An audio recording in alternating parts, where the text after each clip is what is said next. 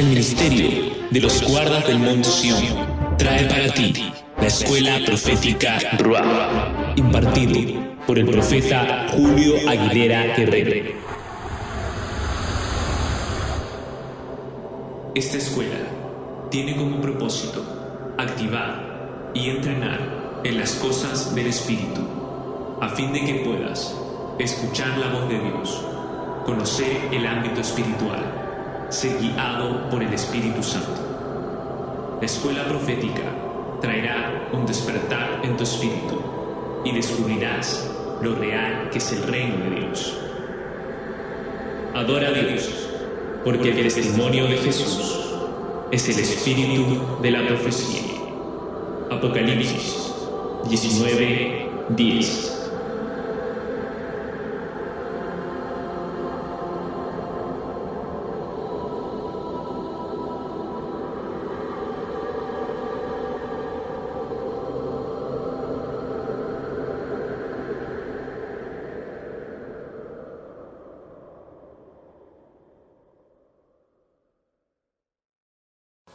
Y vamos a ver parte por parte hoy acerca de cómo es tu espíritu, cómo éste interactúa con Dios. Amado, es tan importante esto porque nuestra relación depende de esto. ¿Es verdad? Estuvimos en una congregación bastante grande, ¿verdad? Con un buen número de gente, pero amados, había tanta necesidad. Una iglesia que está saliendo de asuntos tradicionales todavía, y entonces había una mezcla de cosas, y entre los que estaban abiertos a recibir y los que estaban diciendo ¿qué es esto? Era una cosa en el ámbito espiritual terrible, amado. Y cuando estamos ahí yo decía, Señor, cada lugar tiene su ambiente, cada lugar tiene su atmósfera. Cada congregación es distinta una a otra. Y yo creo en el Espíritu que así como Israel tenía 12 tribus, y cada tribu era distinta una de la otra, era un solo pueblo, pero eran distintas tribus. Y cada tribu tenía un manto, una unción. Estaban, por ejemplo, los de Isaacar, que dice la Escritura que ellos eran entendidos en los tiempos. Estaban los de la tribu de Judá, que eran los expertos en la alabanza, porque Judá significa alabanza. Estaban los de la tribu Aser, ¿sí? Aser significa feliz. Yo creo que algo tendrían en eso, ¿verdad? El nombre tiene una implicancia. Estaban estos que tenían, como dice la Escritura, eran fieros, como con rostro de león. Lo de Gad, ¿verdad?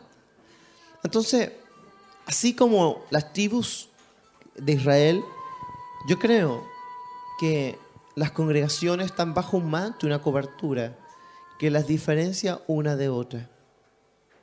Y eso no significa que haya división, somos un mismo pueblo, pero que Dios nos llamó a diferentes áreas. El cuerpo no es una sola cosa, no es un solo órgano, ¿verdad? Son distintos órganos que componen un solo cuerpo, pero que cada uno tiene funciones distintas. Entonces, uno que es de esta tribu, cuando uno está en otra tribu, como que se incomoda un poco la cosa, ¿cierto? No es la misma atmósfera, ¿cierto? ¿Se entiende? Y esto tiene relación con los mantos y las unciones. Era distinta la unción de Elías a la unción de Samuel. Distinta es la unción de David a la unción de un Salomón. Son distintas unciones porque hay multiformas de Dios. La unción tiene que ver con esa habilidad del Espíritu Santo, ese poder del Espíritu Santo que viene y que habilita para realizar una tarea. Una tarea que por nosotros mismos no podríamos hacer. Por eso, el rey era ungido y venía esa unción regia para habilitarlo para poder ejercer, ¿no es cierto?, su reinado. Sin esa unción, él no podía ejercer ese reinado. ¿Se entiende? Entonces, esa unción, por ejemplo, había la unción sacerdotal. Esa unción sacerdotal permitía al sacerdote en la casa del Señor ungir los utensilios que eran tremendamente consagrados para él. Se hacía la unción era fabricada y Dios dio cada ingrediente. Había lo que era la unción santa y la unción con especias, aún más santa aún. Y esa unción permitía al sacerdote ministrar en el templo, y cada vez que venía un enfermo a la casa del Señor, en ese tiempo, ellos tenían que ungir, era derramar ese aceite. Por eso Jesús, cuando sanó a los leprosos, los mandó al templo, porque según la ley los leprosos tenían que presentarse delante del sacerdote, mostrar que eran sanos, eran ungidos con ese aceite y le quitaban la ropa distintiva, el manto distintivo de que era el leproso, porque le ponían un manto para que la gente de lejos distinga que era un leproso, porque no se le podían acercar la gente, porque era una enfermedad contagiosa y mortal. Entonces ellos vivían apartados y si venían por ahí tenían ese manto y se alejaban. Hoy la lepra representa el pecado, ¿verdad? Y el pecado nos aparta de Dios. Y necesitamos esa unción del sumo sacerdote que es Jesucristo, para poder ser limpiados, para poder ser sanados y poder acercarnos a Él. Entonces, como te estoy explicando, hay diferentes tipos de unción. Una es la unción del apóstol. Aún dentro del apóstol hay diferentes unciones apostólicas.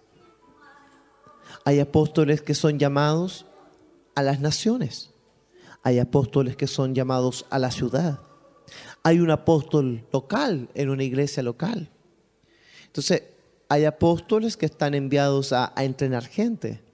Otros apóstoles mandados a abrir obras misioneras.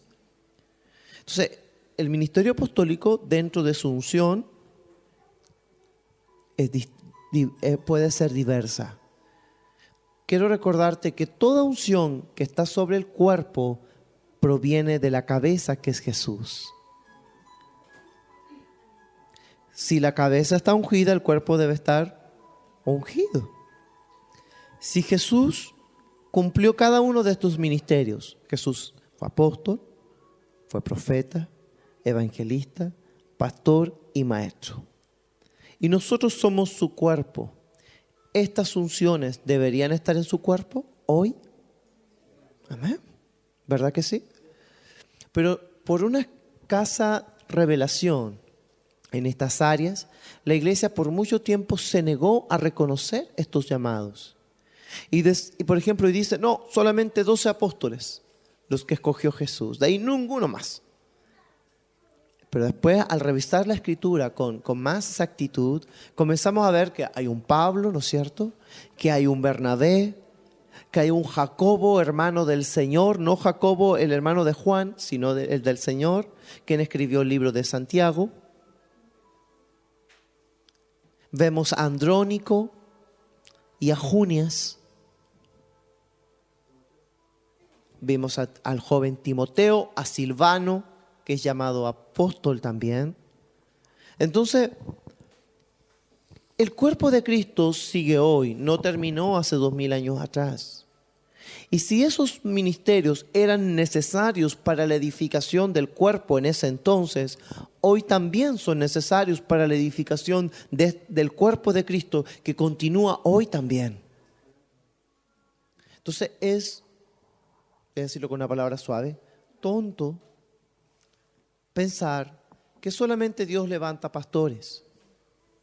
Por eso la iglesia, el cuerpo de Cristo, está debilitado en muchas áreas, porque la unción pastoral abarca un área que por ejemplo, no puede abarcar la función del apóstol, el pastor. No puede abarcar el área del profeta, no puede abarcar el área del evangelista.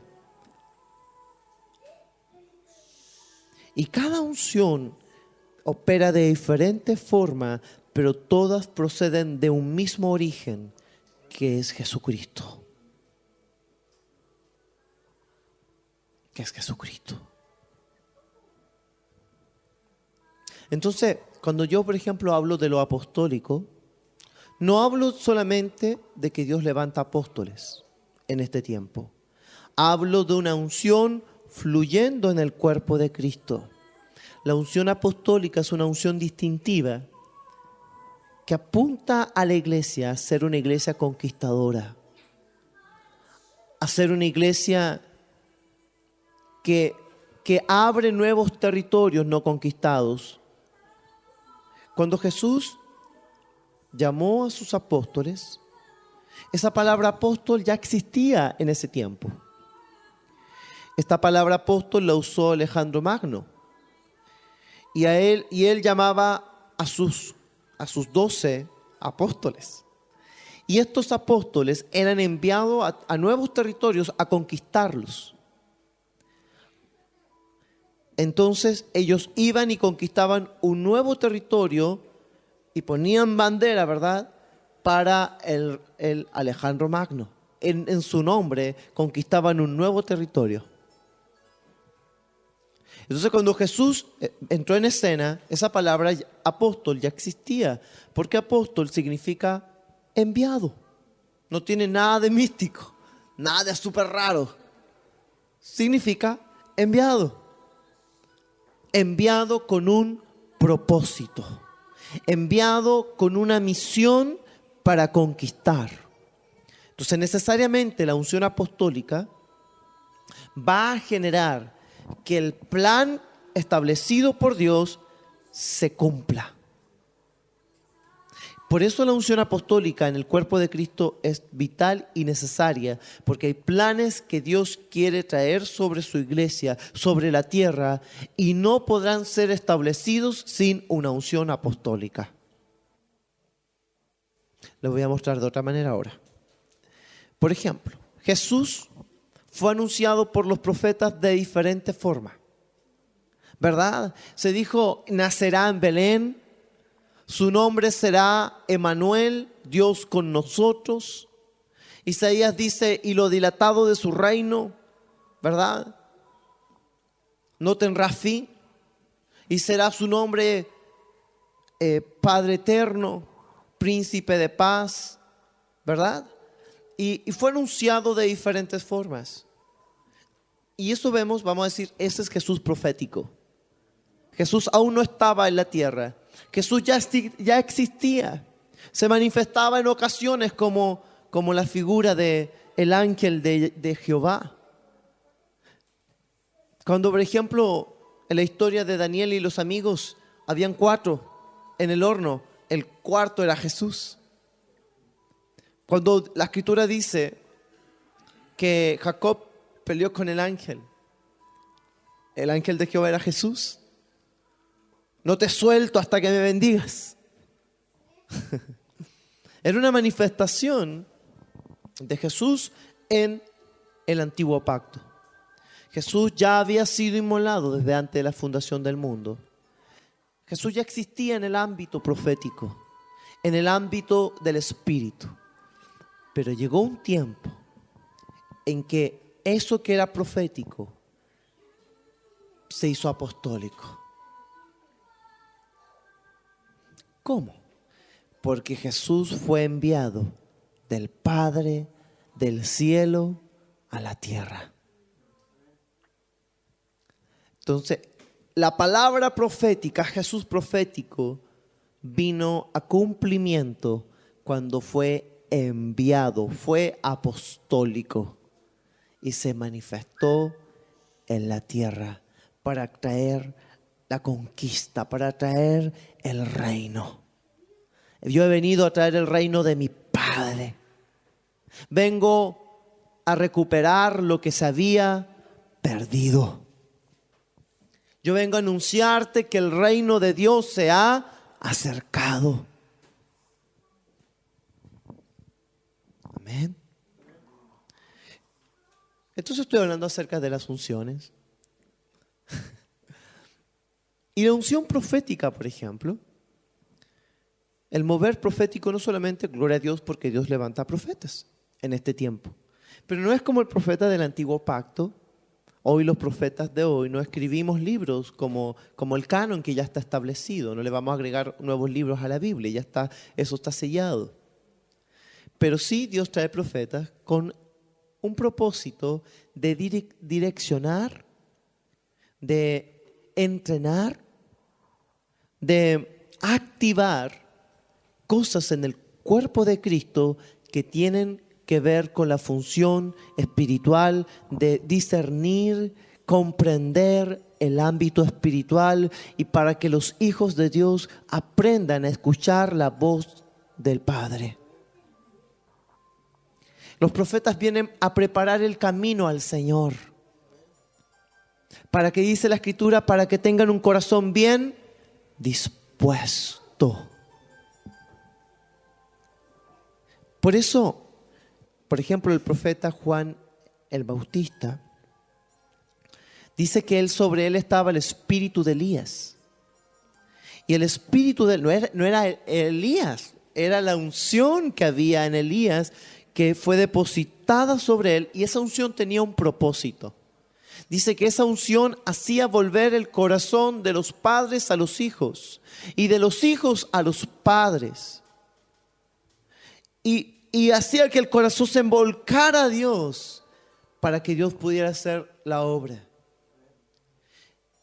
Dios necesita necesariamente preparar nuestros corazones para que Dios haga lo que Él quiere hacer. Por eso Él decía: yo soy una voz que clama en el desierto.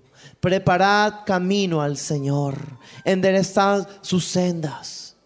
Todo monte será allanado, ¿verdad? Entonces, esta unción tenía un propósito determinado. Y esa unción está en el cuerpo de Cristo. Y la necesitamos. Necesitamos la unción del evangelista. Amén.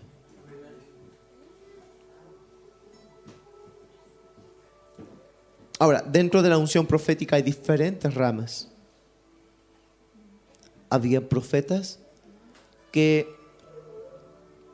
tenían una unción para poder ver las cosas en el ámbito espiritual. A estos profetas se les llamaban vidente. Habían otros profetas que tenían la habilidad de oír fácilmente de Dios y fluir en gran cantidad de palabras.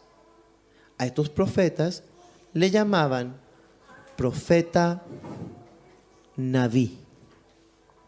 El profeta Naví era diferente al profeta Roej, que son palabras hebreas. Cuando nosotros hacemos un estudio en la Escritura, vemos la diferencia. Habían otros profetas que se llamaban profetas chamar.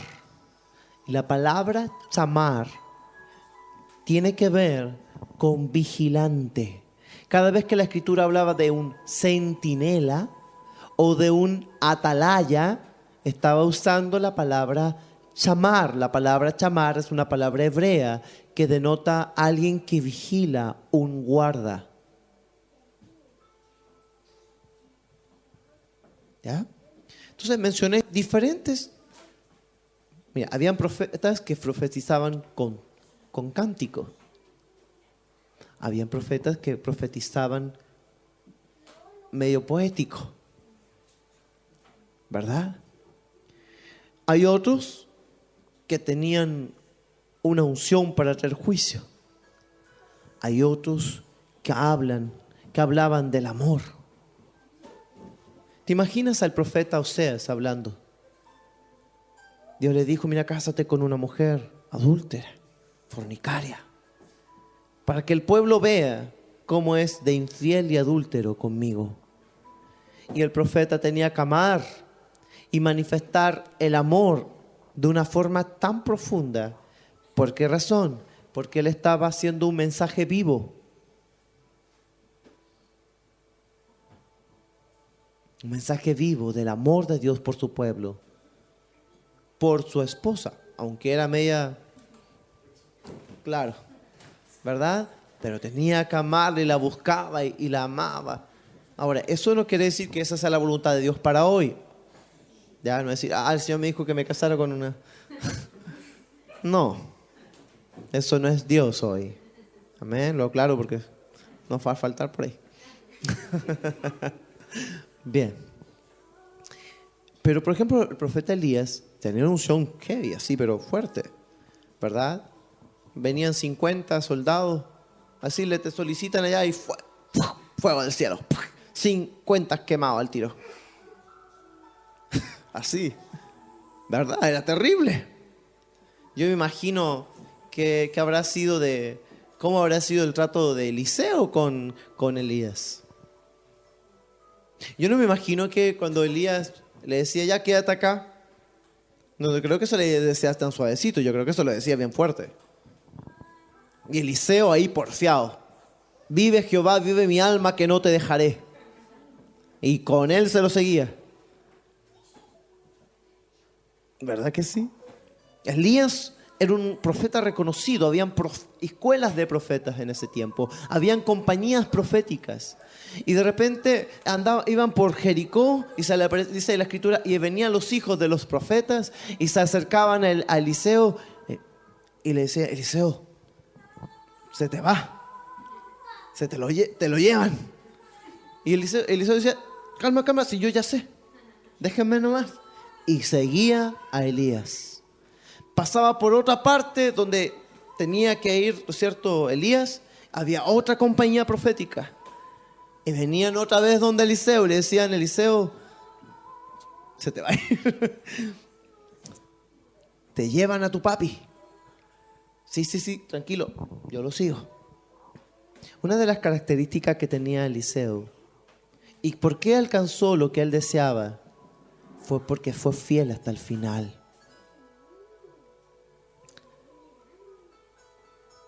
Cuando le pidió una doble porción de su espíritu, Elías le dijo, era de la unción que había en él. Una doble porción de la unción que había en Elías. De hecho, se ha corroborado que Eliseo hizo el doble de milagros que Elías. Si se contabilizan en la escritura, es el doble. El último milagro para contemplar el doble total fue cuando fueron a la tumba de Eliseo y los huesos de Eliseo resucitó un muerto. ¿Ya? Bueno, en fin. El tema está en que Elías le dijo a Eliseo lo siguiente: si me vieres partir, se te será dado. En otras palabras es, si estás conmigo hasta el final, se te dará. Si estás conmigo hasta el final.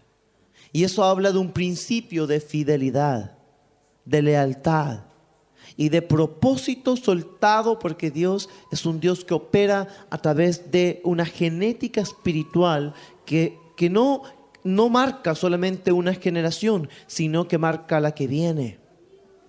Porque cuando Dios le habla a Elías, le dice, mira, sálete de la cueva porque tengo mucho camino para ti que recorrer. Levántate y me vas a ungir a un Eliseo que va a ser profeta en tu lugar. Me vas a ungir a... ¿cómo se llama este otros reyes? ¿Se acuerdan? ¿No? A ver, los pillo. Vaya conmigo a Reyes 19, a Jehú. Jehú fue quien mató a Jezabel.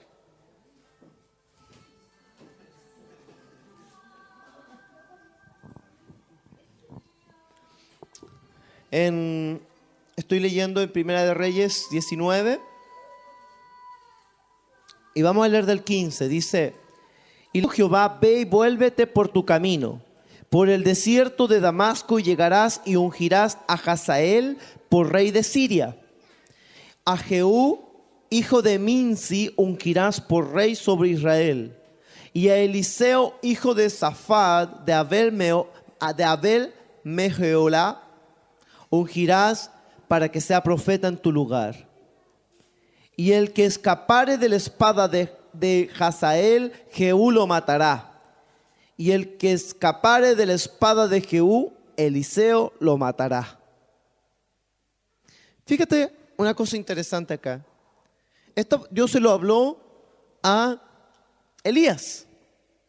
Y de los tres que son mencionados que él tenía que ungir, al único que ungió fue Eliseo. Y fue Eliseo que ungió a Hazael y a Jehú. ¿Y por qué se lo dijo Dios a Elías en vez de decírselo a Eliseo?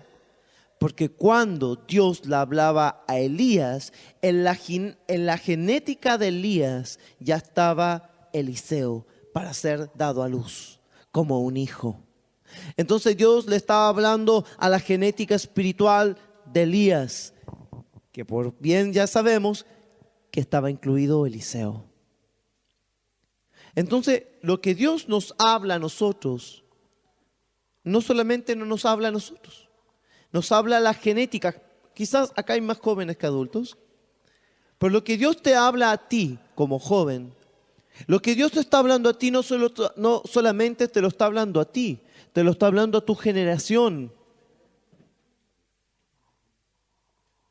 Porque Dios tiene planes determinados para ti y para mí. Cuando tú tienes una mentalidad espiritual, sabes que en el espíritu, nosotros hemos estudiado mucho acerca de las maldiciones generacionales, de la iniquidad que se transmite de generación en generación y toda esta cosa que es una genética, un ADN errado, ¿no es cierto? Errático, que tiene que ser arrancado. Pero así como viene la iniquidad, la Biblia nos habla de que somos herederos, ¿verdad? Nosotros tenemos una herencia en Cristo. Esa herencia no se entrega sin una cosa filial. ¿Me entiende? Tiene que haber un lazo sanguíneo.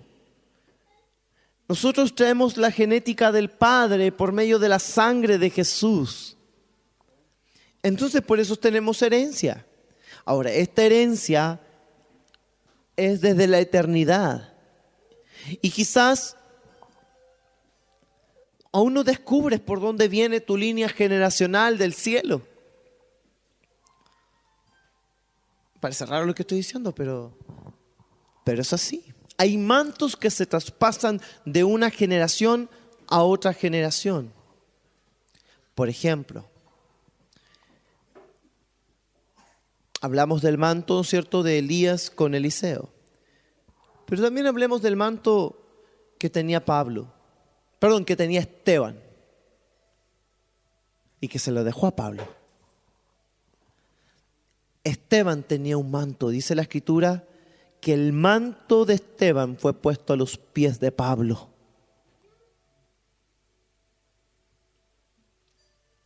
Quiero que vea algo. Cuando Esteban estaba muriendo, por causa de las piedras que le tiraron y todo ¿no es cierto? Él dice: veo los cielos abiertos y veo al Hijo del Hombre sentado a la diestra del Padre. Él estaba vivo, no estaba muerto. O sea, que no necesitas morirte para ver la gloria de Dios. Pero en ese momento, por causa de que los cielos estaban abiertos, el propósito que había en Esteban fue soltado sobre Pablo por causa del manto que cayó sobre sus pies. Y yo estoy seguro que lo que no alcanzó a hacer Esteban, lo hizo Pablo. Porque cuando tú lees, cuando Esteban comienza a hablar, o sea, una cátedra terrible. Se hace un historial, un resumen de todo el historial bíblico. Si tú lo lees en Hechos, comienza desde el principio con Abraham, los patriarcas, y comienza y dale. una excelencia en lo que él hablaba. De verdad que una revelación tremenda. Y la Escritura lo destaca, ¿verdad?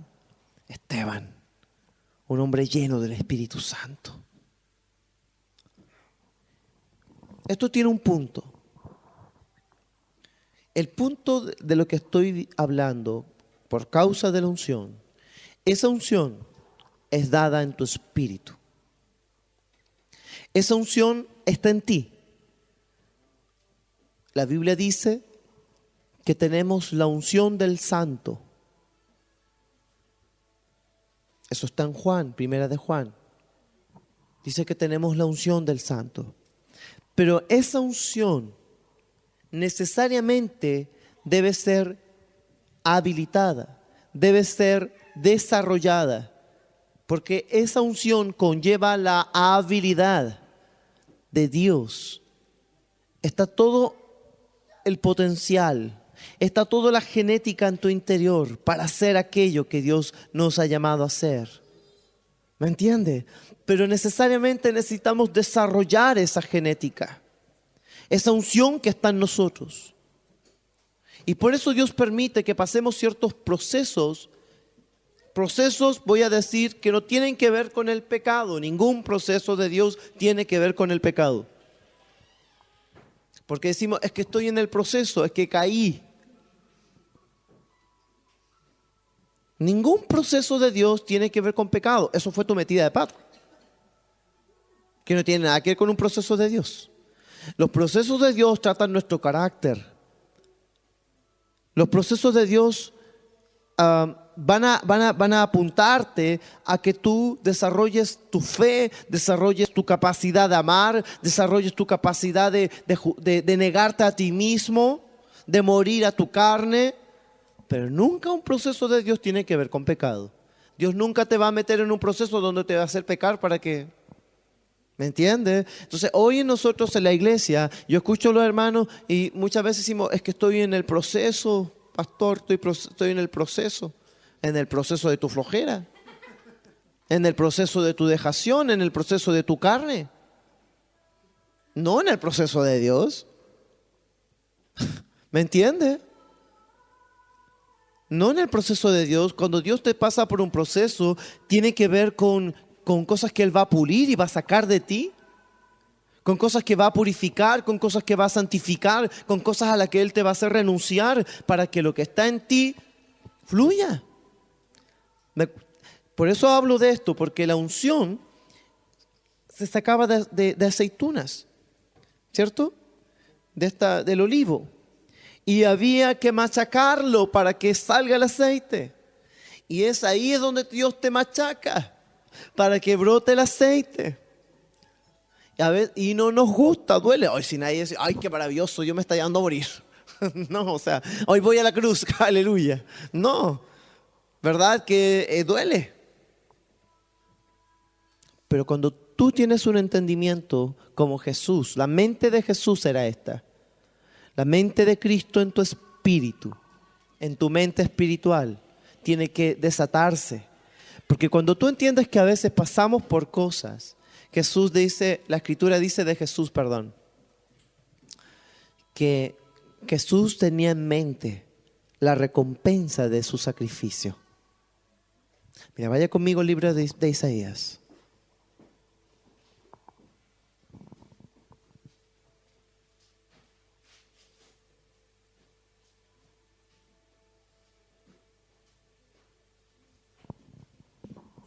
Vaya conmigo al libro de Isaías, capítulo 53.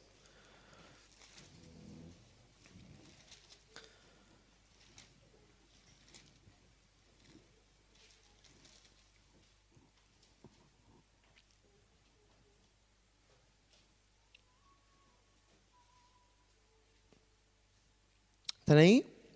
53, 11. Dice, verá el fruto de la aflicción de su alma y quedará satisfecho. Por su conocimiento justificará a mi siervo justo a muchos y llevará las iniquidades de ellos. Amén.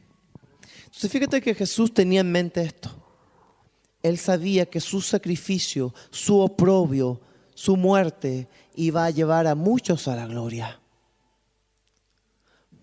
Cuando tú tienes la mentalidad de Dios, quiero que me mires, por favor. Y sabes que ese negar te va a producir un dolor. Y cuando tú tienes la mente de Dios en eso, sabes que va a producir un fruto de gloria, un fruto de bendición. ¿Me entiendes? Entonces, hacemos las cosas no porque, tengo que sufrir, porque tengo que sufrir, sino con entendimiento divino, como la mente de Cristo. Porque para pasar por procesos, para negarte de ciertas cosas, tú tienes que mentalizarte, amado. Tienes que estar claro qué estás haciendo.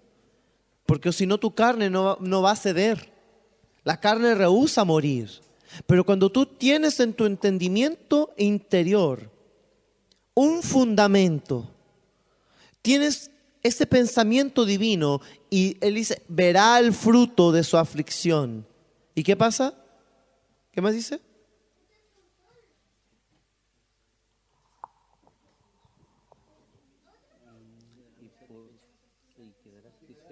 Y quedará satisfecho. Fíjate acá, esto que tiene que ver con visión, verá, visión con meta.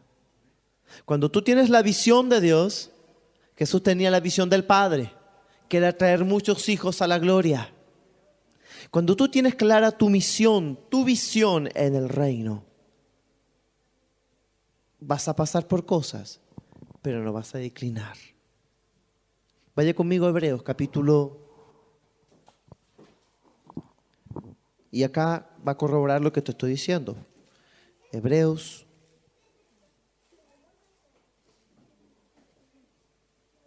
capítulo 12,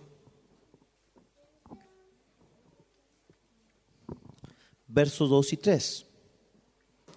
¿Están ahí? Díganme amén.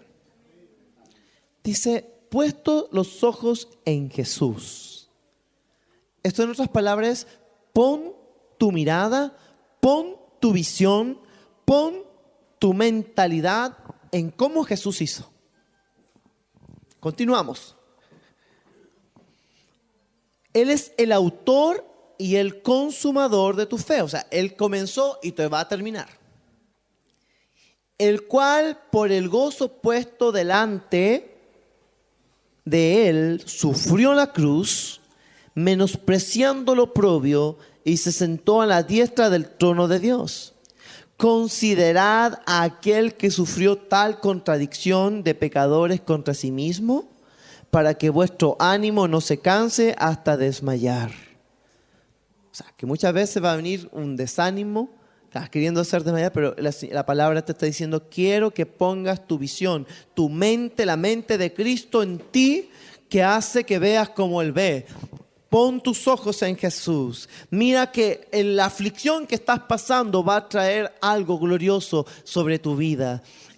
Pablo decía, porque esta leve tribulación momentánea, es momentánea, no es para siempre. Pero la mentira del diablo es que te hace ver que nunca va a pasar, como que si fuera eterno. Señor, estoy cansado de sufrir, estoy cansado de lo que me está pasando, estoy cansado de lo mismo. Nos hace ver todo el tiempo eso, como que si nunca va a terminar. Y no es así. Porque esta leve tribulación momentánea produce en vosotros un mayor peso de gloria.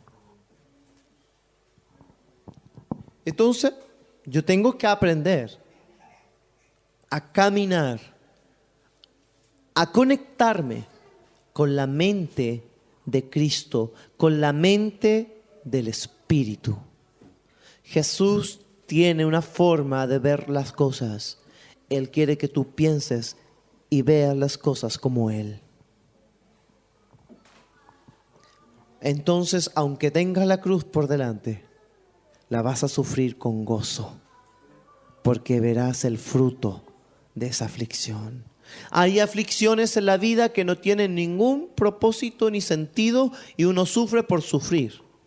Ese sufrimiento tiene que ver con nuestras metidas de pata.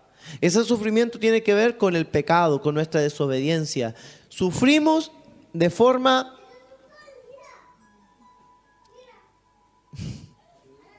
gratuita, ¿verdad? Innecesaria. Sufrimos de una manera por causa del pecado. Dios no nos mandó, Dios dijo no, y tú fuiste, y ahí estás sufriendo. Eso no produce ningún sentido en tu vida. No es la voluntad de Dios y tú lo estás sufriendo porque quisiste.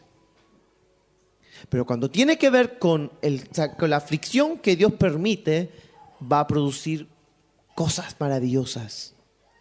Y esto uno tiene que entenderlo porque hoy por hoy a la gente se le enseña como que venga Cristo y nunca va a sufrir. Venga Cristo y esto es Fantasilandia, la diversión total. Nunca pasará nada. Mentira.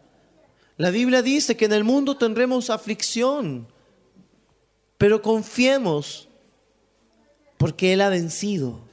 Y si Él ha vencido, tú también has vencido. Entonces nos ponemos en una disposición mucho más poderosa que creer que nunca vamos a sufrir y después te preguntas, Dios, ¿por qué me pasa esto? La gente entra en una decepción, entra en un cuestionamiento porque se le dice que nunca va a sufrir nada. Entonces su fe es débil porque cree solamente cuando las cosas van bien. Pero cuando las cosas van mal, su fe no sirve de nada. Entonces, ese no es el ejército, ese no es el tipo de creyente que Jesús quiere levantar. Jesús quiere un ejército que permanezca creyendo aún en medio de la tormenta, que aún siga viendo lo que Dios dice, que siga creyendo lo que Dios habla, que se mantenga con los ojos puestos en Jesús. Como dice Pablo, no mirando las cosas que se ven, sino las que no se ven. Porque las que se ven son temporales, pero las que no se ven son eternas. Ahora este es el punto, porque el versículo suena muy lindo y maravilloso, ¿verdad? Pero ¿cómo vemos la eternidad? ¿La puedes ver? Sí. Es el punto. ¿Te das cuenta? Porque leímos el versículo, qué lindo, suena que evangélico, que bíblico. Pero ¿cómo se ve la eternidad? Porque nosotros generalmente lo que más vemos y lo que más utilizamos son nuestros sentidos naturales. Y por eso generalmente nos dejamos llevar. Vemos que las cosas no funcionan como nosotros queremos, nos desanimamos, nos frustramos, nos enojamos, nos ponemos a llorar, nos deprimimos. Porque no miramos lo eterno, porque no hemos aprendido, no hemos entendido que hay una eternidad en nosotros, en nuestro espíritu, dada por Dios, producida por Él, para darnos la habilidad de ver la eternidad.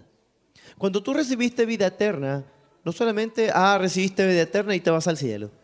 Esa vida eterna te habilita a ti para ver la eternidad, porque es vida eterna. En griego es zoe, y en el original quiere decir vida de Dios, o vida, la calidad de vida que Dios posee. O sea, Dios posee una calidad de vida en la eternidad. Nada lo mueve. Él ve el principio, ve el fin. En el ámbito de la eternidad no hay tiempo. En el ámbito de la eternidad no hay enfermedad. En el ámbito de la eternidad no hay pobreza. En el ámbito de la eternidad no hay sufrimiento. Aún nuestro sufrimiento lo podemos amenorizar o amortiguar, por así decirlo, cuando tú entiendes que en Jesús sufrimos. Es decir, que parte de ese dolor lo lleva Jesús, no tú. No sé si me captan. O sea, Jesús ya sufrió por mí. Por lo tanto, como Él ya sufrió, yo pongo mi fe en lo que Él sufrió y el sufrimiento que tengo se amortigua por causa que ya fue sobre Él. Porque mi sufrimiento lo estoy echando sobre Él, en lo que Él ya sufrió. ¿Se entiende? Parece un trabalengua la cosa, pero pero así funciona. O sea, que en Él lo que yo tenga que pasar es soportable. ¿Me entiendes? Lo que tenga que pasar en Jesús, puedo hacerlo. Por eso la Escritura dice, todo lo puedes en Cristo que te fortalece. O sea, no hay nada, amado, nada que nosotros no podamos pasar. Por eso la Escritura dice que cuando pases por las aguas, no te anegarán.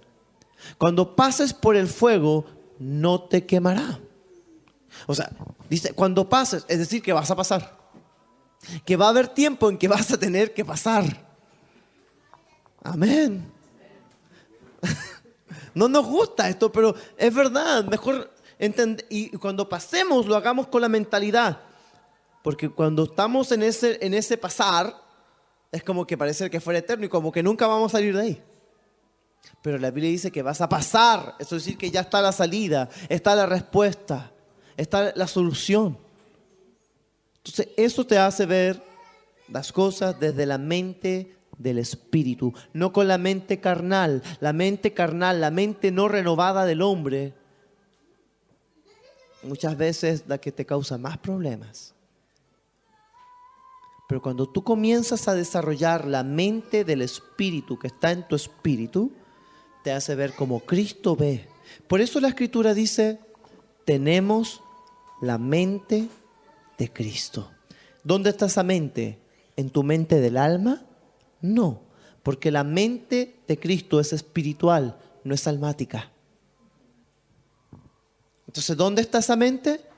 En tu espíritu. ¿Captaron la mente del espíritu?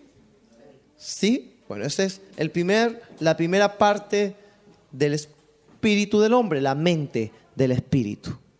Vamos a ver ahora los sentidos espirituales. Así como tenemos 5 sentidos naturales, tenemos 5 sentidos espirituales.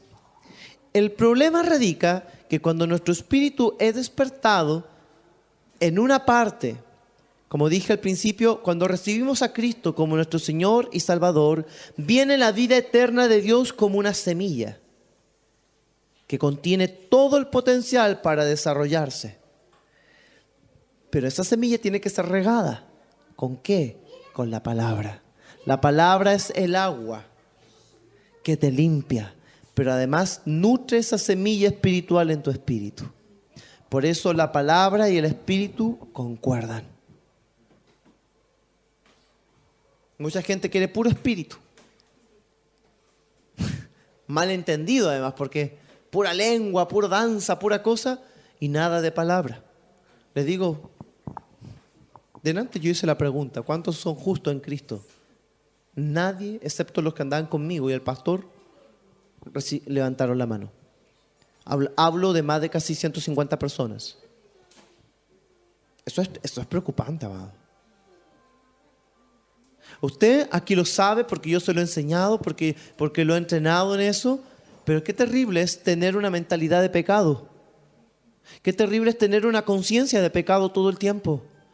Estar atado a la condenación, estar atado a la culpabilidad todo el tiempo. Y querer hacer la voluntad de Dios, tratar con tus fuerzas y darte cuenta que no puedes. Entonces no tienes mentalidad de justicia, sino mentalidad de pecado. Y eso hace inevitablemente que la gente no avance en su caminar con Dios, porque tiene que sentirse bien o sentirse justa, entre comillas, para que pueda obrar, para que se pueda acercar a Dios. ¿Me entiende? Y por eso entonces el diablo los inhabilita. No hay autoridad, no hay poder, hasta que me tome el Espíritu Santo, ahí sí. Hasta que me tocó, sí. Pero mientras tanto, estoy como un inerte, sin hacer nada. Y yo le digo con mucho temor, amado. Y por ejemplo, fuimos para allá con toda mi disposición y mi corazón, porque me interesa que el reino avance, sabiendo con lo que me voy a encontrar. Para mí no es perder mi tiempo, porque prediqué en fe. Y sé que la palabra que envié, que viene de Dios, no vuelve al vacío, sino que hará aquello para lo cual Dios la envió. Como dice Pablo, yo sembré, el otro regó y el crecimiento lo da el Señor. Y muchos de ahí recibieron, muchos, amados. Así que gloria al Señor, amén. Porque nuestro trabajo en el reino no es en vano. Pero yo decía esto, nosotros acá aún estamos creciendo y nos necesitamos tanto que desarrollar, pero tenemos la garantía de que Dios nos ha concedido entender estas cosas, ser entrenados, recibir la revelación, la enseñanza. Y amado, yo te digo con todo mi corazón, toma ventaja de lo que tienes. Porque hay mucho pueblo que vive en ignorancia. Hay mucha gente que vive en una ceguera terrible, estructurado a una forma aprendida de la cual ni siquiera quiere moverse y sigue en la misma calidad de vida todo el tiempo. Y es triste, amado, porque son gente que son hijos de Dios, independientes del nivel de luz, de revelación que tengan. Son gente que muchas veces son fieles a pesar de todo y que buscan al Señor en la medida que ellos tienen. Amado, yo no hablo de esto de creyéndome algo mejor, lo hablo desde la perspectiva de la necesidad que existe en el pueblo de Dios. Y que agradezco a Dios. Yo decía, gracias, papá, porque me permites vivir mi vida bajo esta relación que tengo contigo. Y me daba gozo, ¿sabes? Porque cuando tú te expones a estas cosas, es donde te das cuenta de lo que realmente tienes. Y yo decía, gracias Dios por permitirme conocer tu palabra como la conozco, por relacionarme contigo y como te permito a ti, porque Dios hace si yo le permito, ¿verdad? Si cedo mi voluntad, para que Él transforme mi vida, sane, etc. Había gente con depresión, un montón de cosas, amado. Yo hice pasar adelante al altar. Yo muy rara vez hago llamado al altar, pero esta vez lo hice porque había la misericordia me brotó. En verdad la compasión de Jesús brotó en mí. Pero yo no pensé que iban a pasar tanto. De repente una hilera terrible y le tuve que profetizar a uno por uno, amado, y ministrar a uno por uno. Eso me tomó tiempo. Imagínate el desgaste con que vine. Pero y por eso me puse a adorar y decía, Señor, ahora me meto en tu presencia, en el ámbito espiritual, quiero decir, y comienzo a recepcionar fuerza de ti. Porque humanamente yo quisiera estar en la casa acostado con algo calentito. Pero, ¿se entiende? Es verdad. Porque nuestro cuerpo físico, aunque se desgasta, pero el hombre interior se va renovando, dice la Escritura.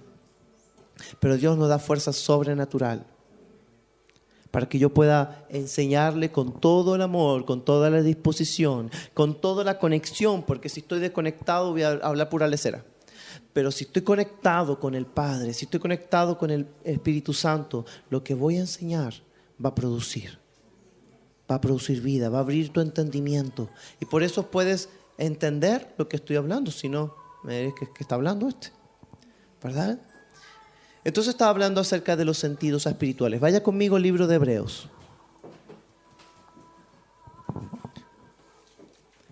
Hebreos capítulo 5.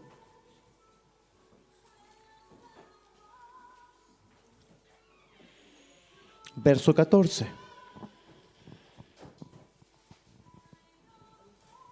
¿Están ahí? Muy bien. Dice: pero el alimento sólido es para los que han alcanzado madurez, para los que por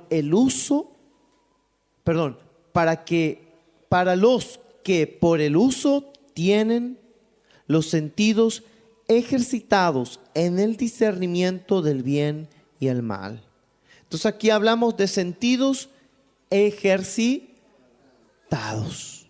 Sentidos no físicos, sino sentidos espirituales.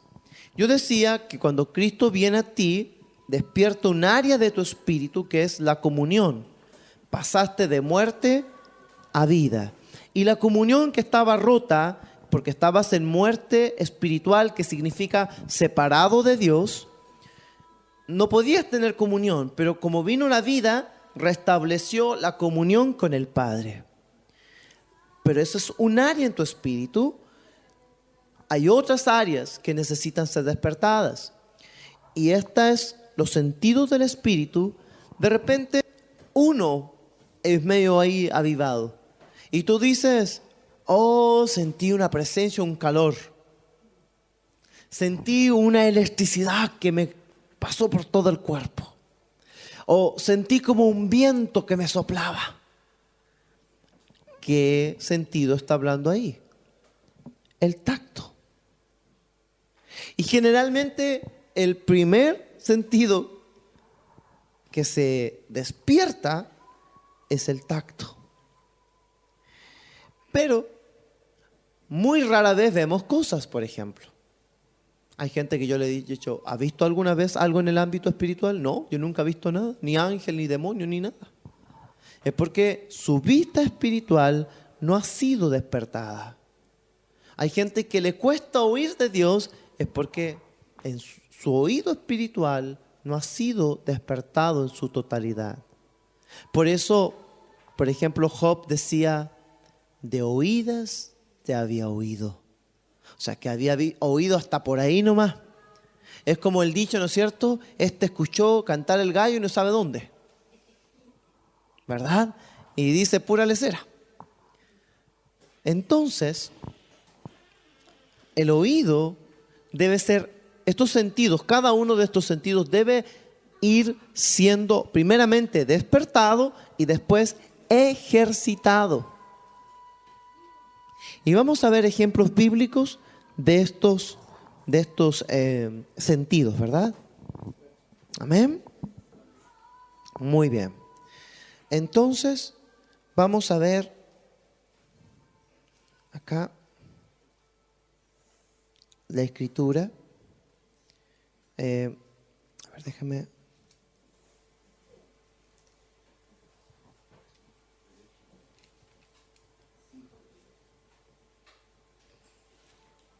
Vaya conmigo a Hechos.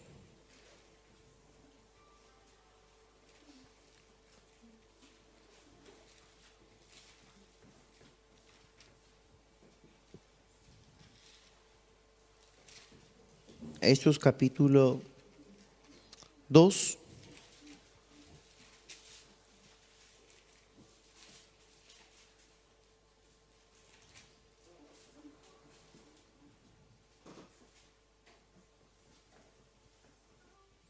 Verso 2. Aquí vemos una manifestación del Espíritu Santo. Y ellos lo describen de esta forma. Dice, y de repente vino del cielo un estruendo como un viento recio que soplaba, el cual llenó toda la casa donde estaban sentados. Aquí, ¿cómo ellos percibieron al Espíritu Santo? ¿Cómo? Como un viento. Como un viento. Después vemos que también su vista espiritual se abrió. Porque en el siguiente versículo dice, ¿verdad? Dice, y se le aparecieron lenguas repartidas como de fuego, asentándose sobre cada uno de ellos. ¿Qué vieron? Lenguas de fuego. Lenguas de fuego. Ese fuego. ¿Cómo fuego? No es que era fuego. ¿Cómo fuego? ¿Cómo lo vieron si era algo espiritual, no natural? Con sus ojos, con su vista espiritual. Amén.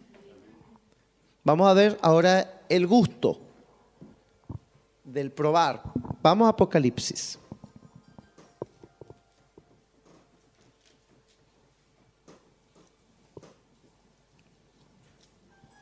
A ver, vayan conmigo a Apocalipsis.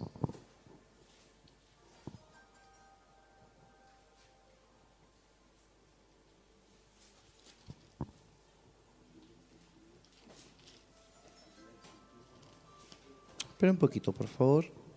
Le digo de inmediato cuál es la cita.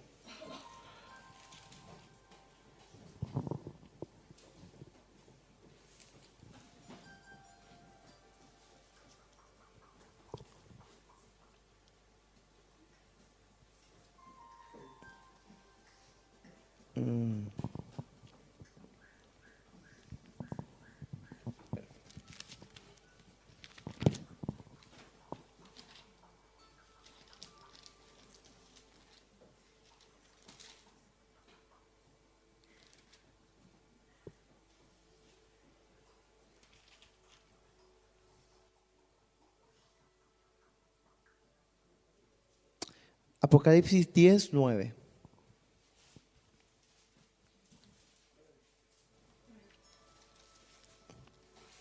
Dice,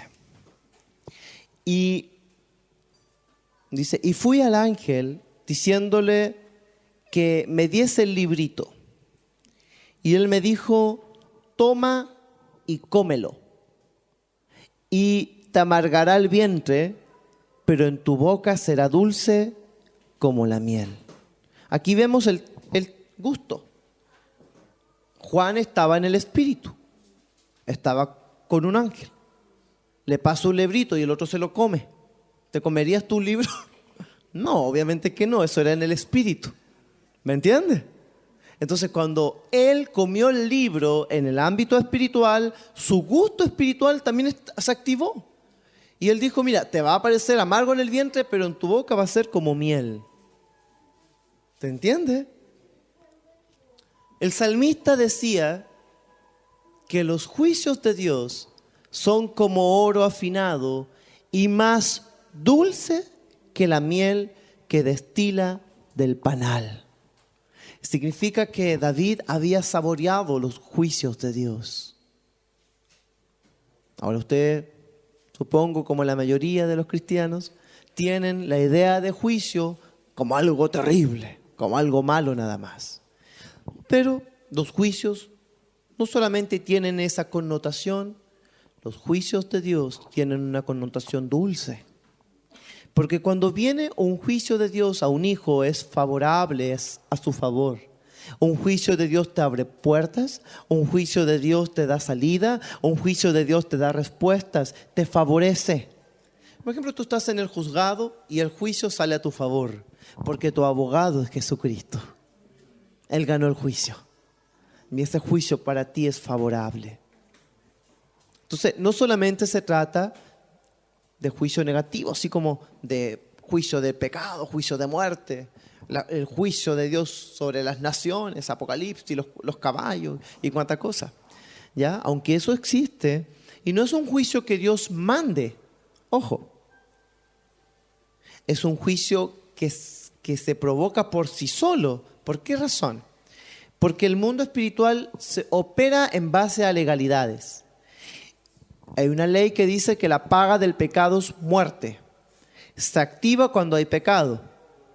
El pecado se va acumulando. La tierra clama juicio hacia el cielo. Y como en el ámbito espiritual hay leyes, ineludiblemente Dios las estableció, viene el juicio. Porque el trono de Dios es justicia y juicio. El trono de Dios, su cimiento es justicia y juicio. Y eso está sobre toda la tierra.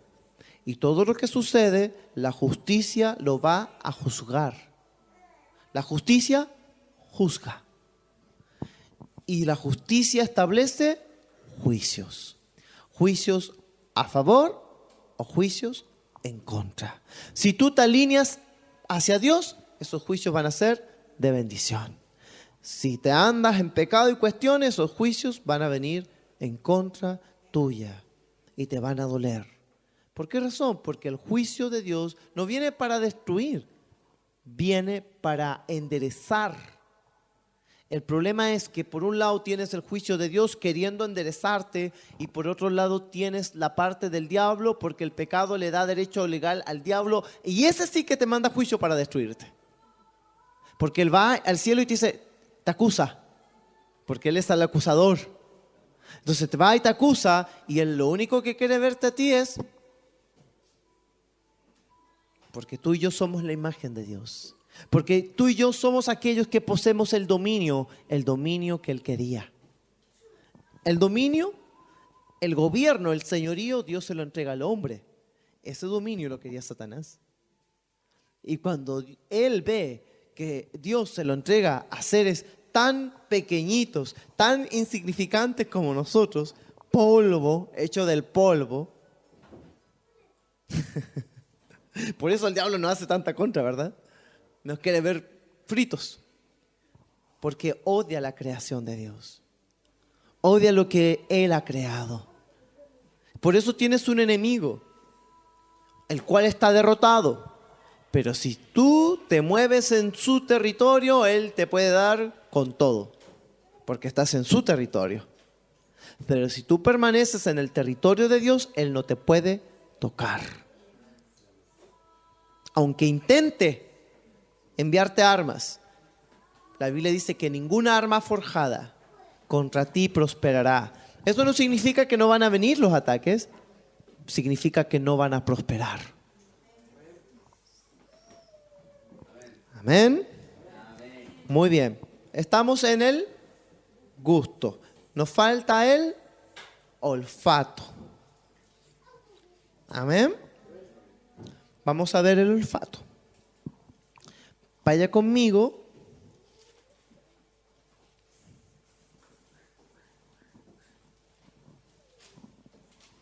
A ver, espera un poquito. Que todo esto lo tengo una pauta, voy entregándole así de lo que viene ahí del Señor, me va colocando para usted. Entonces, hay una escritura que dice que Dios siempre nos da la victoria, nos lleva en triunfo. Y esto manifiesta, dice la Escritura, un olor fragante de su conocimiento. Un olor fragante de su conocimiento. O sea, que cada vez que yo camino en esa victoria, en ese triunfo, se manifiesta un olor fragante de Él.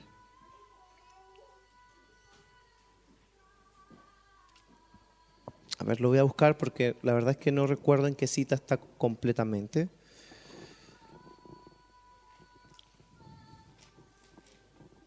A ver, si usted lo encuentra, le doy un premio.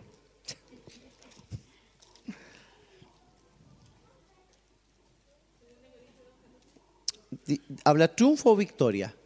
Ya, a ver, léalo.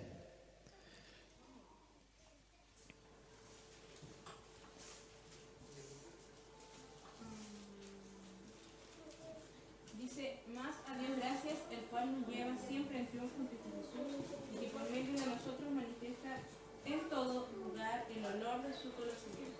Amén. El olor de su conocimiento. Fíjate que el conocimiento de Dios desprende un aroma. Así como el pecado tiene un aroma bien feo. Cuando uno siente a alguien que está en pecado, amado, el olor es feo. Es como que si no se bañara en días. De repente me ha tocado ministrar gente y santo Dios, aleluya. ¿Verdad que sí? Mira, vaya conmigo a Apocalipsis, vamos a dar otro ejemplo bíblico que a lo mejor te va a quedar un poquito más claro. Era 2 de Corintios capítulo 2:14, ¿ya? Para que lo anote ahí. Vaya conmigo, por favor, al libro de Apocalipsis capítulo 8.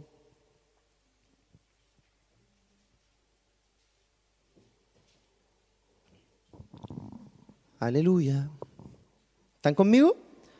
Dice, otro ángel vino, estoy leyendo el verso 3 del capítulo 8 de Apocalipsis. Otro ángel vino entonces y se paró ante el altar con un incensario de oro. Y se le dio mucho incienso para añadirlo a las oraciones de todos los santos sobre el altar de oro que estaba delante del trono. Incensario, incienso. Hay aromas de su presencia. Jesús tiene aromas maravillosos. En Cantar de los Cantares, dice, hablando, porque este es un libro profético, es un libro de sabiduría, es un libro que no solamente habla, mira, tiene una connotación espiritual y una natural. la connotación natural tiene que ver con el esposo y la esposa. El coqueteo, el amor entre ellos dos, ¿verdad? Pero la connotación espiritual es de Cristo y su iglesia. Amén. Ok, mira, vaya conmigo a Cantares 1. Y vamos a leer ahí el 1 al 3. Dice, Cantar de los Cantares, el cual es de Salomón. Oh, si él me besara con besos de su boca, porque mejores son tus amores que el vino, a más del olor de tus suaves ungüentos. Tu nombre es como un ungüento derramado, por eso las doncellas te aman. Qué maravilloso, ¿verdad? Así que usted tiene que oler rico. No solamente en lo físico, sino en lo espiritual. Tiene que tener el aroma de Jesús. ¿Te acuerdas cuando la mujer derramó el perfume a sus pies? ¿Sabes que los aromas, los inciensos son del cielo, son de Dios? Por mucho tiempo a los cristianos se les prohibió usar incienso. Claro que hay algunos inciensos que son consagrados, ¿verdad? Que son de estos chinos que vienen para el amor, para la fortuna. Esa cosa usted no la use. Y si de repente no tiene por otra parte, bueno, se lo regalan, usted lo santifica, anula toda obra del diablo y lo usa porque es incienso nada más, ¿verdad? Pero preferible es usar un incienso neutro. De esos inciensos que venden, por ejemplo, en Casa Idea, la propaganda. Entonces, pero es un incienso neutro. Y tú en tu momento de oración prender un incienso que brota aroma. Te va a conectar. Los aromas conectan nuestra alma con el espíritu. Por eso cuando tú hueles un aroma dicen, olor a campo, y te trae cuando eras chico. O una comida, esto lo hacía mi abuelita, ¿verdad? Los aromas provocan en nuestro ser cosas, amados. O pueden provocar agrado o desagrado. Los aromas te traen recuerdo a momentos dulces o momentos amargos.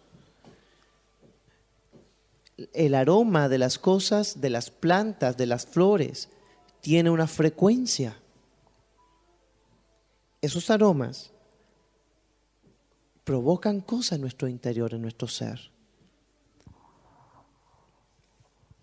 ¿Verdad que sí? Tienen aromas, tienen frecuencias espirituales que provocan cosas. Por eso, por ejemplo, las tinieblas agarra esto y hace aromaterapia. ¿Pero de dónde proviene esto? De Dios. Porque el diablo toma algo y lo distorsiona. Pero él no inventa nada.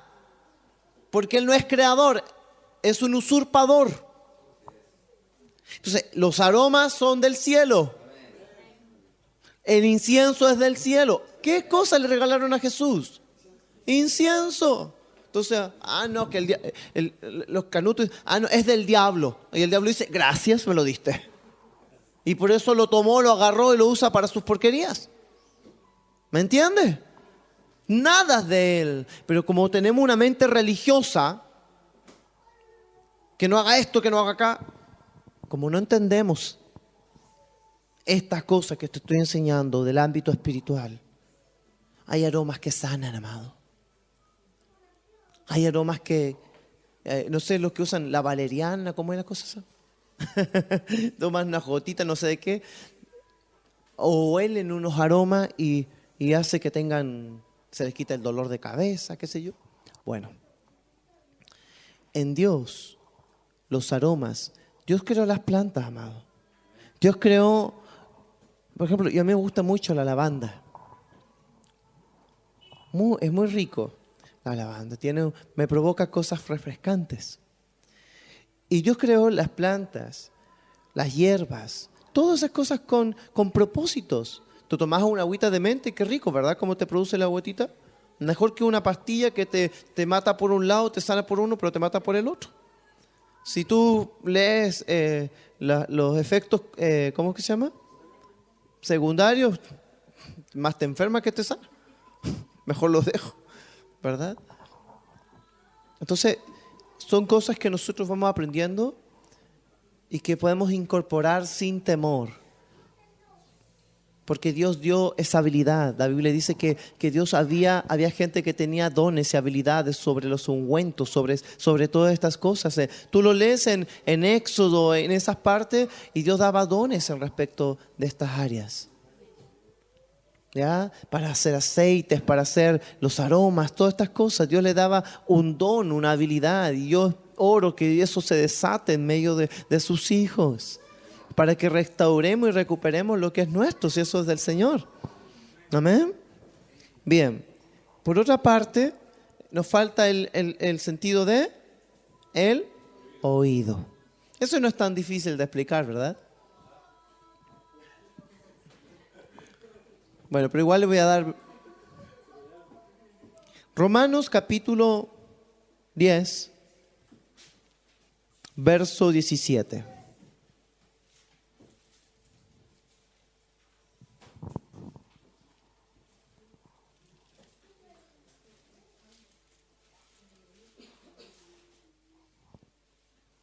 ¿Alguien lo puede leer? Fuerte, por favor. Así que la fe es por el oír y el oír la palabra de Dios. Amén. ¿Te das cuenta? Dice, la fe es, o en el original dice, viene por el oír, oídos naturales, y el oír, otra vez oír, oídos espirituales, por la palabra de Dios. O sea, que la voz de Dios viene en la palabra. Y esa voz en su palabra produce fe. Pero es un oír en tu espíritu, no solamente con estos oídos. Porque muchas veces oímos con estos y no pasa nada. La Biblia dice que debemos oír con fe. Y la fe es del espíritu, la fe es del corazón. Porque con el corazón creo para justicia. La fe no es de la mente, la fe es del corazón. Amén. Ahora, otro ejemplo más de oír es Apocalipsis capítulo 1.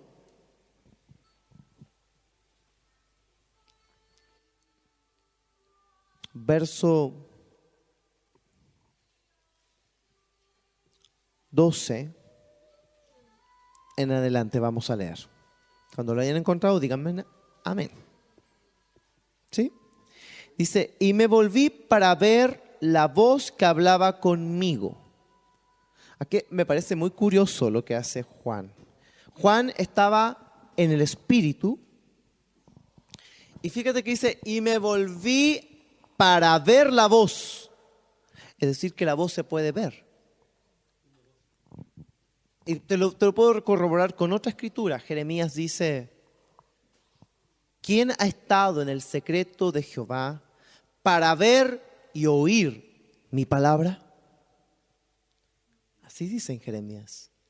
¿Quién ha estado en el secreto de Jehová para ver y oír mi palabra? O sea que la palabra no solamente se puede oír, también se puede ver. Y por eso hay una unción profética naví, del profeta que escucha y oye, y el profeta roej que ve.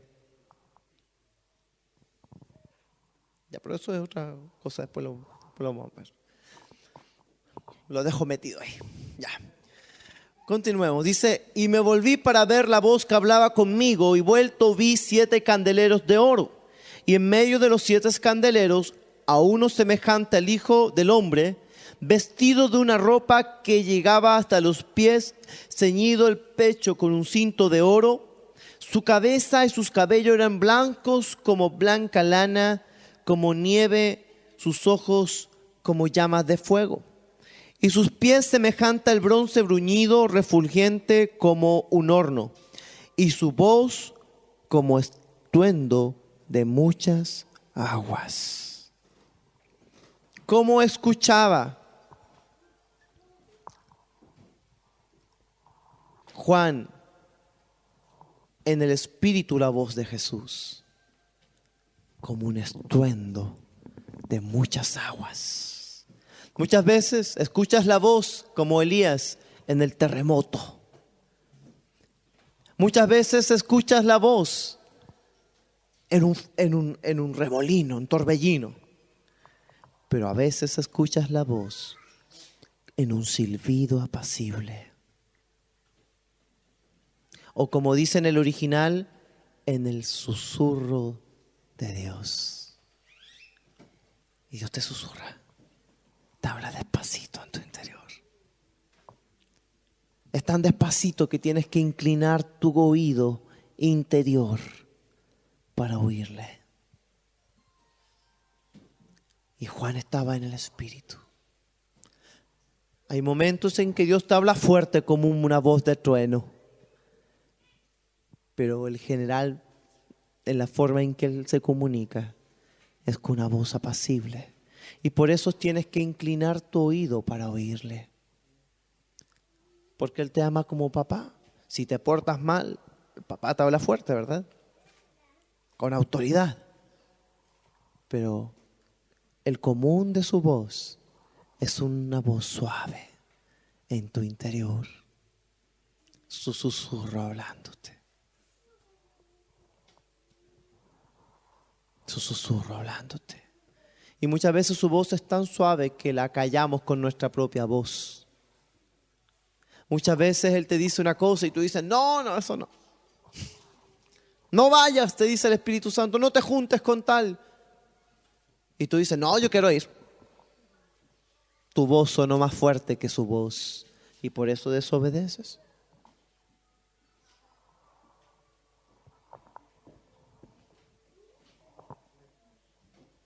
¿Se entendió acerca de los sentidos espirituales?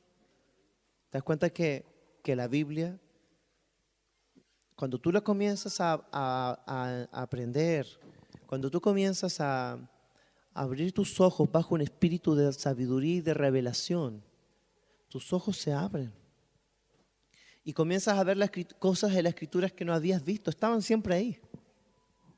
Como dice la Escritura, el misterio oculto en generaciones se dio a conocer. Siempre estuvo, los profetas lo tenían ahí, pero no lo veían. Se daban de cabeza por querer saber cuándo, en qué tiempo, en qué persona había de cumplirse. Y cuando llegó el tiempo, lo tenían ahí y no lo vieron, no lo reconocieron. Aún sus apóstoles, estando con Él tanto tiempo en forma física, cuando Él se manifestó en forma glorificada, ni siquiera lo reconocían. Y cuando partieron el pan, dice que Dios le abrió los ojos para que puedan reconocerle. Ni siquiera entendían sus apóstoles la Escritura. En Lucas dice que Él pidió, Padre, ábreles el entendimiento. Ábrele los ojos, Señor. Oró el Padre. Y dice, y les abrió el entendimiento para que entendiesen las Escrituras. Después de haber estado ¿cuánto tiempo con Él? Así que no es sorprendente hoy que mucha gente no entienda las Escrituras. No es raro. Y la trata de mecanizar, la trata de naturalizar. Entonces Jesús camina sobre el mar, ¿verdad? Y nos damos un lindo sermón de caminar sobre los problemas, cuando no tiene nada que ver eso. Sí, qué lindo, un ejemplo, pero Jesús caminó sobre el mar para que nosotros comprendiéramos que su reino, que lo sobrenatural está por sobre toda cosa física y natural, que para Él nada es imposible. ¿Me entiende? O sea, Él con su vida, yo no creo que Jesús caminó sobre el mar como capricho, así como que, hoy día voy a caminar sobre el mar para que todos vean. No. Recuerda que Él había estado toda la noche con el Padre orando en el monte. Los otros ya se habían adelantado, ¿verdad? Ellos ya estaban casi al medio del mar y Jesús tuvo que ir caminando sobre las aguas. Qué maravilloso, eso era una escena que a mí me gustaría haber estado ahí, ¿verdad? Los otros ahí, ¡guau! Y de repente, ¡un fantasma! Hay algo ahí raro ahí. ¿Por qué ellos creían en esas cosas? Pues no lo dijeron porque sí. ¿Qué hay ahí? Y Jesús dice, no, soy yo. Y comienzan a reconocer a Jesús. Y Pedro lo ve de lejos y dice, Jesús, envía la palabra y yo voy donde ti. Valiente, porque en medio ahí en toda el agua turbulenta. Siempre decimos, ese Pedro, poca fe. Qué osados nosotros para decir a Pedro, hombre de poca fe. ¿Cuántos de nosotros ha caminado un paso sobre el agua? Ninguno de nosotros nos deberíamos atrever ni osar decir Pedro, hombre de poca fe, porque nosotros no hemos dado ni un centímetro en el agua. Y él dio varios pasos. Claro que se hundió porque quitó sus ojos de la palabra. Porque Jesús le dijo, ven. Y esa palabra tenía todo el potencial del universo, del cielo, para que él pueda caminar sobre esa palabra, sobre el agua. Pero eso pasa cuando nosotros quitamos nuestros ojos de la palabra hablada por Dios. Caemos de lo sobrenatural y volvemos a lo natural otra vez, a las limitaciones de lo natural. Pero cuando tú comienzas a comprender, a ejercitar esto y lo haces normal, lo haces lo natural para ti, porque mi papá vive en el ámbito de la eternidad y él me hizo eterno. Yo soy un espíritu eterno. Tú eres un espíritu eterno. Cuando estemos con él vamos a estar en la eternidad, ya debemos acostumbrarnos a la eternidad. Pero estamos acostumbrados a este mundito. Y queremos que Dios nos sane, nos achaque y que todo en este mundo, ¿verdad? Por eso Pablo le dijo, pone la mira en las cosas de arriba, no en las de la tierra. Esto no significa que no nos ocupemos de las cosas naturales. No significa que no hay que trabajar, no significa que no hay que hacer lo que hay que hacer continuamente, porque tenemos una vida diaria que vivir. El punto es que nuestro enfoque de vida no esté arraigado a las cosas de esta tierra. Yo tengo que pensar con mentalidad eterna. Todo lo que hago tiene una repercusión eterna. Todo lo que hago influye en el destino divino. Yo soy el que jalo el cielo a la tierra o jalo otra cosa. Mis acciones, lo que yo hago, provoca que el cielo venga, que el cielo se manifieste. Y por eso necesariamente necesito entrenar mi ser espiritual para tener comunión con un ser que es espiritual. Dios es espíritu. Y el hombre erra en tener una relación con un Dios espiritual de una manera almática. Ahora, toda nuestra alma tiene que estar, todo nuestro ser, espíritu, alma y cuerpo es de Él. Pero todo parte en el espíritu. Por eso el salmista, su espíritu estaba tan despierto que le decía a su alma, bendice alma mía al Señor. Y ahora que te pongas alineada, alma. Alma, bendice. Alma, no te olvides, porque la mente del hombre olvida las bendiciones, olvida las misericordias. Entonces el Espíritu le dice a su alma, y no te olvides de ninguno de sus beneficios, porque el Espíritu tuyo no se olvida. Pero esa alma que tiene que ser renovada, esa alma que tiene que ser alineada, esas emociones que tienen que ser sanadas, esa voluntad que tiene que ser rendida al Espíritu de Dios en tu espíritu, tú tienes que alinear porque el Espíritu gobierna. Ahí está el Rey de Reyes. Ahí está donde tú fuiste hecho rey. Entonces el Espíritu le habla al alma. Sujétate, sométete, bendice. Y mi Espíritu bendice, así que tú, alma, bendices. Alma, ¿por qué te turbas dentro de mí? Su Espíritu le hablaba al alma. ¿Por qué te turbas? Porque el alma se tiende a turbar, ¿verdad? ¿Por qué temes, alma? ¿Por qué te turbas? Espera en Dios, confía en Dios, reposa en Dios, porque aún he de alabarle, porque aún es de ver su salvación, porque aún es de ver la respuesta.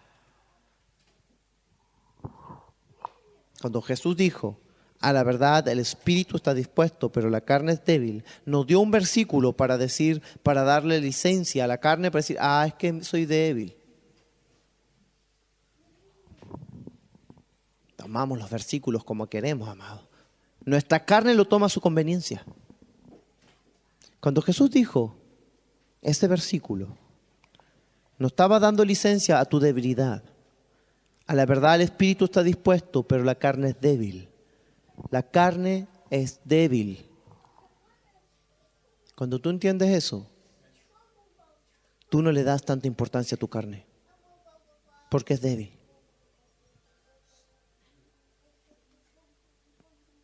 Tu espíritu es más fuerte, porque mayor es el que está en ti que el que está en el mundo. Entonces ya no, ¿entiendes? ¿Me entiendes? Entonces, no, es que lo dijo Jesús porque se quedaron dormidos. No, Jesús no dijo porque se quedaron dormidos. Jesús ya sabía que se habían quedado dormidos. Le dio a entender, métanse en las cosas del espíritu, no en la debilidad de la carne. La carne es débil, tú puedes vencerla. Tú puedes vencerla porque es débil. Fuerte es el que está en ti, mayor es el que está en ti. Diga al débil, fuerte soy. Podemos vencer. Si tú no te convences de eso, todo el tiempo decir, ay, es que me cuesta, es que no puedo, es que mi pecado, es que me es difícil. O sea, toda la vida vas así con la misma tontera. ¿Es verdad? Claro, puedes fallar en una situación puntual, pero no toda la vida falla y falla. Dios no te hizo fallado. Dios no hace cosas falladas. Dios no hace cosas falladas. Así que déjate verte como fallado. Todo lo que creó Dios era bueno, en gran manera bueno. Así que tú eres gran manera bueno. Amén. Así que esa es la mentalidad del cielo que tienes que tener. Vamos a orar, póngase de pie.